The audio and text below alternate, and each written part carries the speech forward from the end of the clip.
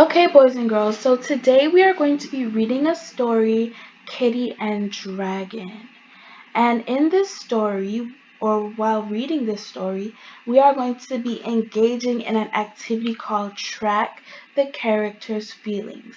And with this, we are going to be analyzing or tracking how the character is feeling in the beginning of the story, the middle of the story, and at the end of the story.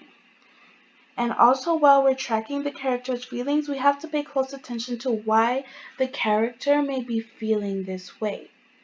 And we're doing all of this so that we can have a better understanding of the story that we are reading. So let's get right into it. Kitty lives in a barn. It is a very noisy barn. The horses whiny, the cows moo, the sheep baa, the pigs oink, the chickens squawk. Kitty does not like noise. Kitty leaves the very noisy barn.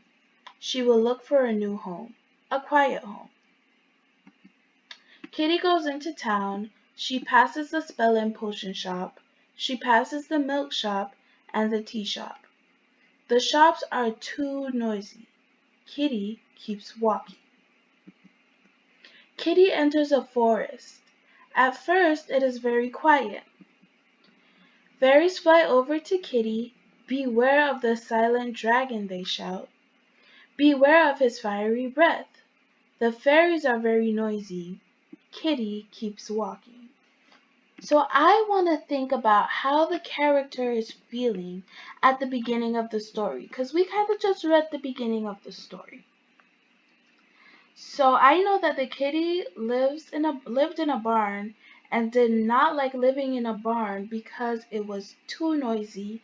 The kitty tried to find new homes, but everywhere he went it was too noisy.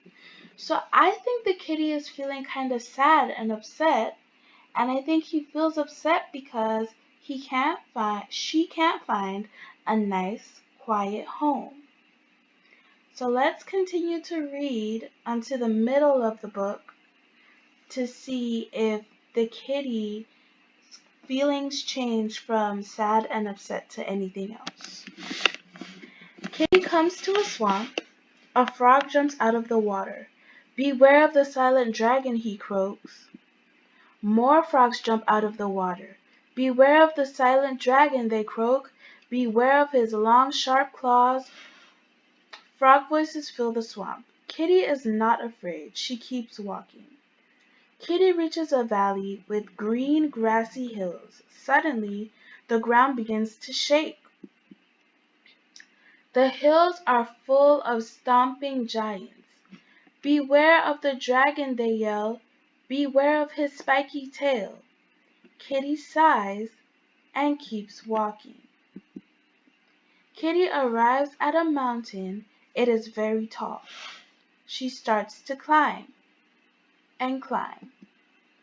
Kitty climbs up. Kitty climbs above the noisy barn. She climbs above the noisy town. She climbs above the noisy forest, the noisy swamp, and the noisy hills. On top of the mountain, Kitty finds a cave and she goes inside. Okay, so I think we just read the middle of the story. How do you guys think Kitty is feeling right now?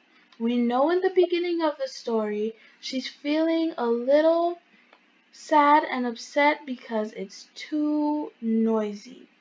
Now, how do you guys think she's feeling? The kitty is still upset because she's still having a hard time finding what? Yep, a quiet place to live or a quiet home. So let's continue to read to see if the character's feelings changes towards the end of the story.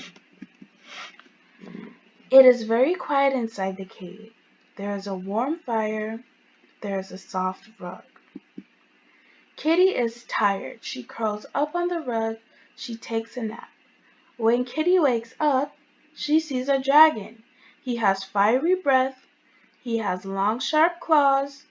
He has a spiky tail. But Kitty is not afraid. "Hello, Dragon," Kitty says. "I am looking for a new home. A quiet home. Can I stay here with you?" Dragon smiles. He wags his tail. He nods. He is so happy to have a new friend. Dragon makes Kitty her very own rug. He brings her fresh milk. Kitty trims Dragon's claws. She chases the mice away. Dragon likes living with Kitty, and Kitty likes living with Dragon. At night, Dragon tucks Kitty under his wing. Together, the two friends fall asleep. Kitty is happy in her new quiet home. Alright, guys, so we just read to the end of the story. How do you think the character is feeling right now? The character is feeling happy. And how do we know the character is feeling happy?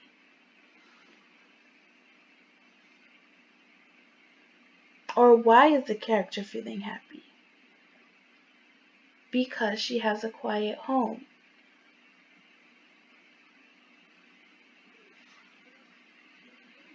Awesome. So now